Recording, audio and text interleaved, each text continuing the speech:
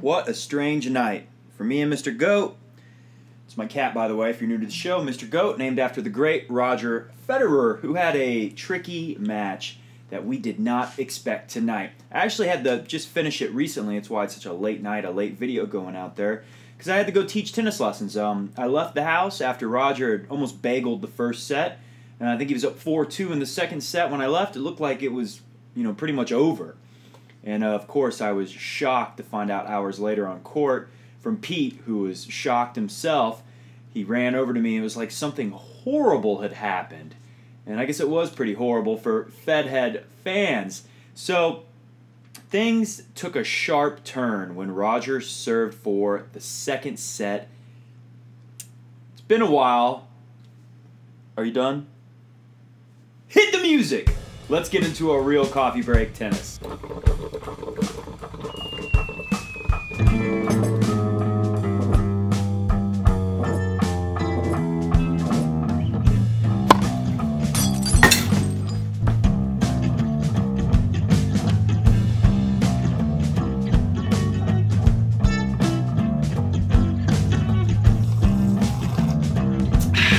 That's good.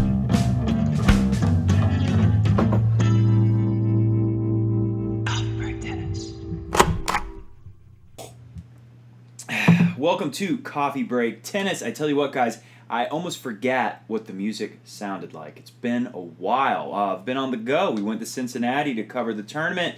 Roger was not there. I was in Florida for my vacation. I've been all over. I haven't sat down and done a full Coffee Break Tennis. So hey, you guys might never have seen this before if you were new to the show and you've only been seeing me since I covered Cincinnati or something.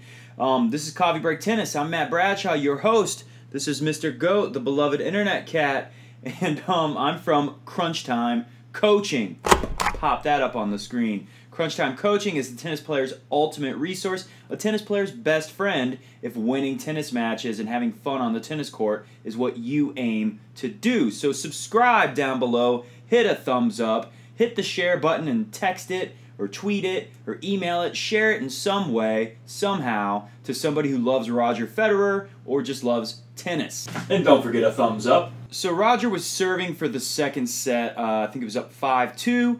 And then all of a sudden he's down 15-40 with break points. Everyone's thinking, okay, he can save the break points or win it later in the set. He's definitely not going to lose the second set, right? And anyways, this is what happened at 15-40, and that's when I knew that strange things were going to happen. Also, I had the benefit of already knowing that it went 5. Roll it! To go 2 sets up, he's down 2 break points. And that is framed into the mezzanine. Landed in the suite. I mean, that's how the whole match went today. It was up and down, left and right. Roger would play great. Roger would play bad. But he did do a lot of good stuff, so I'm still optimistic. And I feel really bad for the commentators, especially poor Cliff Drysdale, who was just ravaging and savaging Usney early on. And, can't blame him. The first set was almost a bagel. Almost a bagel. That's definitely all the way a bagel. Or half a bagel. Mr. Goat is bagel crazy. Not just for Roger to get them, but he loves a little bagel. There you go, Mr. Goat.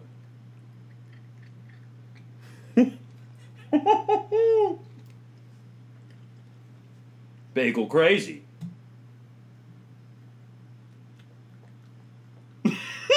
Well, he's definitely alert and awake now. No bagel there, Mr. Goat, just my finger.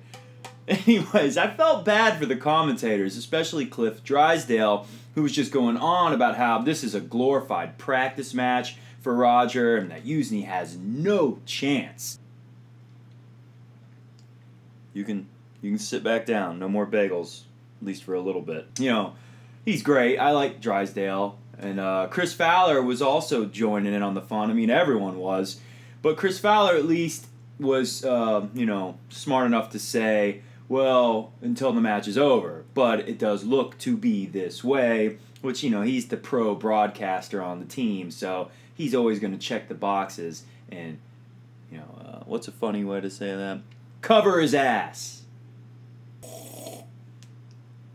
So what does it all mean?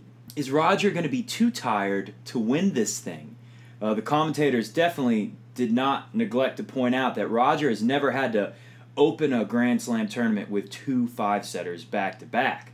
I mean, Roger's been setting all kinds of records this year, and all kinds of firsts. First ever to do this, first ever to do that. Well, here's one that's not the greatest thing. We don't want to brag about it, but it is a first.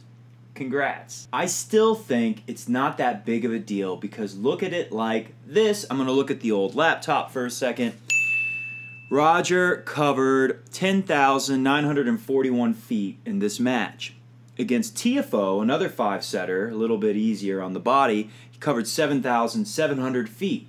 So let's compare this to Nadal. All right, so tonight, Nadal had a 4-set match. The third and the fourth sets were beat-down city, right? These were pretty easy sets for Nadal. He covered 11,365 feet. So in 4 sets tonight, Nadal managed to run, about 1,000 feet more than Roger, almost. In Nadal's opening round match, he won in straight sets, but still managed to run 7,567 compared to Roger's 7,705 sets. It's about the same. It's about exactly the same. 3 sets for Nadal, 5 for Roger. So if you add up the mileage from the 2 matches for Nadal and Roger, they're about exactly the same. But Roger's had to play 10 sets, Nadal's had to play 7, but they've run about the same amount. And of course we know that Roger's a little more light on the feet, and of course Nadal's a little rougher.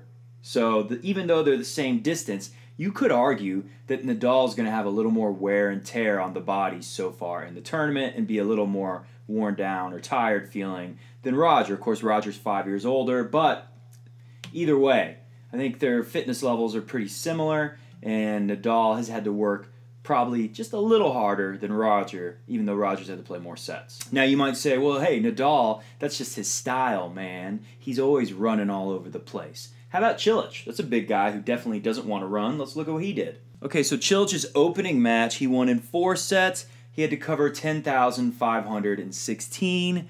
So what is that? Only about 300 to 400 feet less than Roger in a 5-setter. So less sets for Cilic, but running about the same as Roger does in a 5-set match. Dominic Thiem, he had a 4-set match today. Big power guy, right? Does he have to run around as much as Roger? 4-set match, 9,868. Almost exactly the same. Give or take about 900 feet. 4 sets, Roger 5 sets. Very similar numbers. And of course, 9,800 compared to Roger's 7,700 in his first round 5-set match. Dominic Thiem's running a lot more in 4 sets than Roger was in 5 sets against Frances Tiafoe.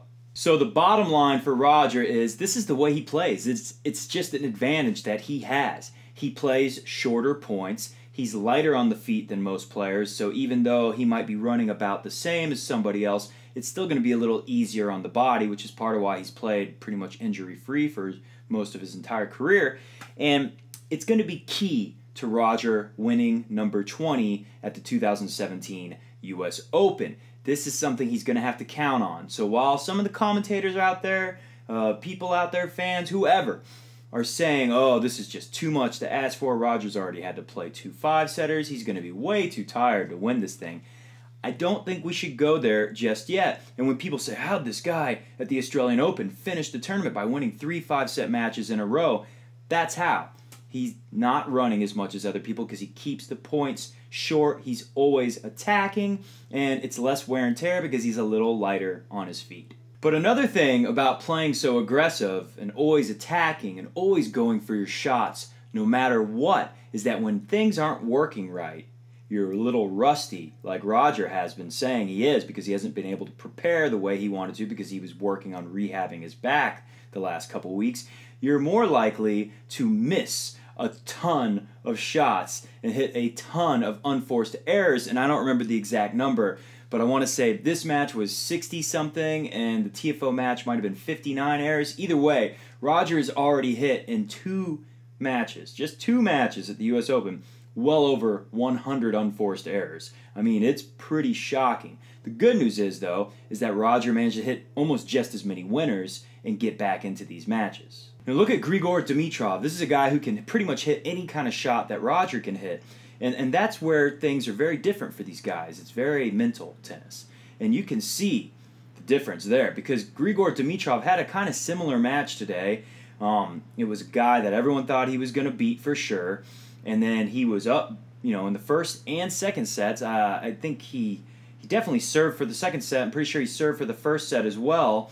And then he lost in a tiebreak maybe. Either way, I know Roger won his first set, but the second set for Roger and Dimitrov were very similar. Dimitrov serves for it, he loses it eventually, and then, whereas Roger just kept going. He kept going for the shots, didn't care that he lost this. I mean, I'm sure he cares, but it didn't bother him the way it bothered Dimitrov, who all of a sudden can't play as freely and just stick with the things that helped him win Cincinnati not that long ago. So there's something to be said for that, and I think recreational players can learn from that because it's really important to just go for it and believe in yourself no matter what's happening. You just got to try because otherwise you pretty much know what's going to happen. Look at what happened to Dimitrov. If you're not going to try to play your game and go for your shots because you're getting nervous from missing a lot, you're probably going to lose. So, is Roger going to beat Feliciano Lopez? That's what everyone wants to know. He's pretty good. Feliciano Lopez has had a pretty good year. A lot of people would say Feliciano Lopez is probably going to, be able to bring a lot more game than Uzny or even Tiafoe, despite all of his firepower. Feliciano Lopez has some weapons of his own, and he's got a lot more experience using them to win tennis matches. So how sure am I that Roger's going to win on Saturday against Feliciano Lopez? I'm so sure that I'm telling you FedHeads right now, if Roger loses on Saturday, I will drink this entire bottle of hydrating tea tree mint shampoo. Nothing? Nothing? Not even a smile, Mr. Goat? I thought that was really funny. Funnier than the bagel joke, even.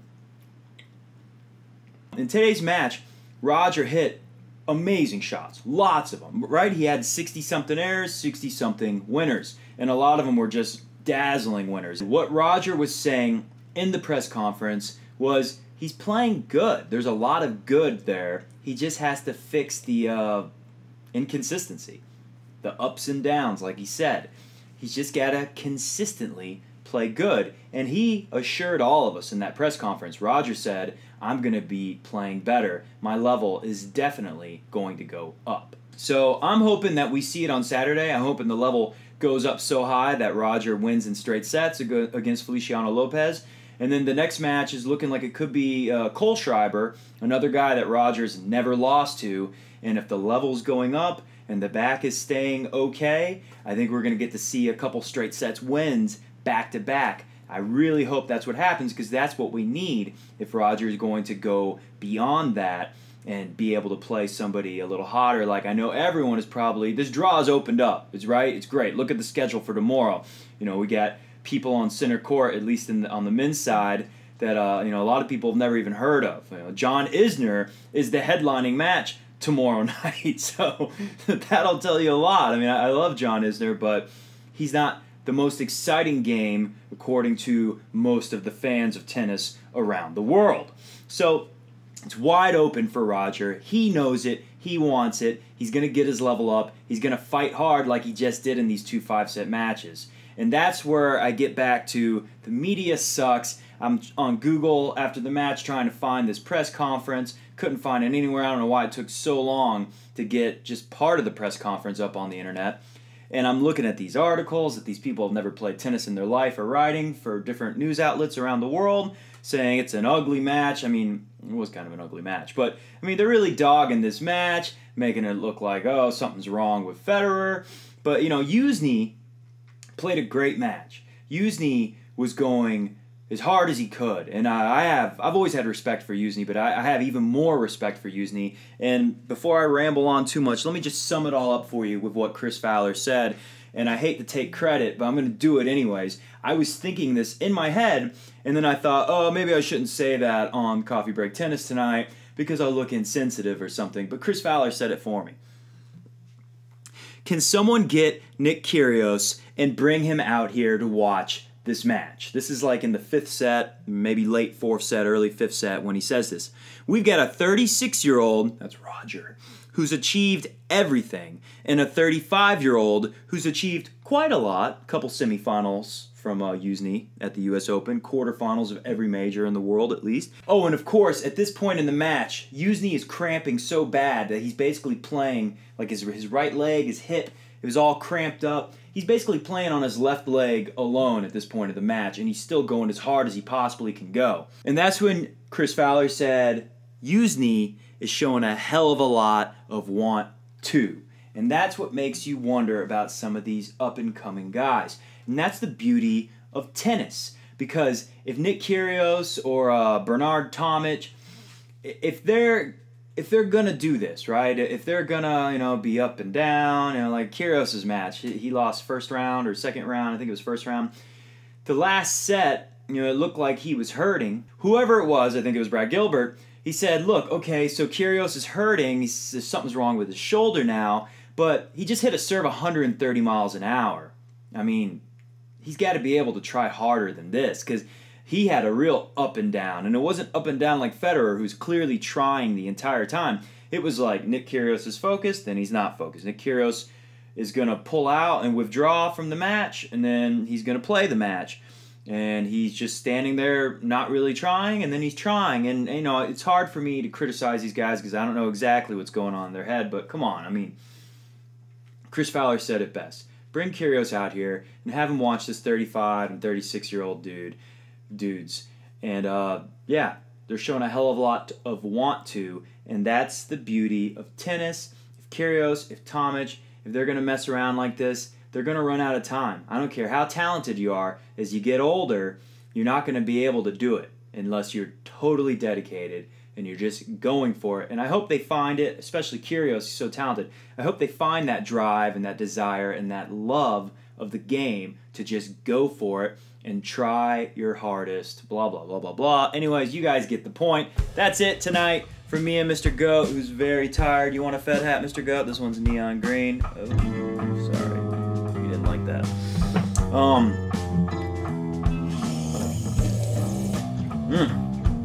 That's good, and it's definitely decaf because it is about 3 a.m. Let me edit this video and get it out to you guys, and you can thank me later for staying up this late to make some quality content for tennis lovers and FedHeads. I'm Matt from Crunch Time Coaching and Coffee Break Tennis, and with Mr. Goat here, the lovable fuzzball, saying good night.